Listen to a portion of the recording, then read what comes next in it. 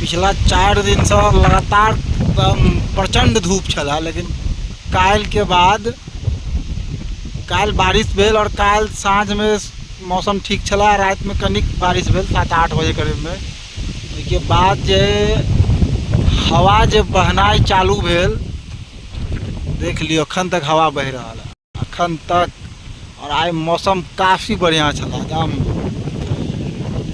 राहत जे छला एकदम। आज सुबह से लेकर शाम हो वाला अखन तक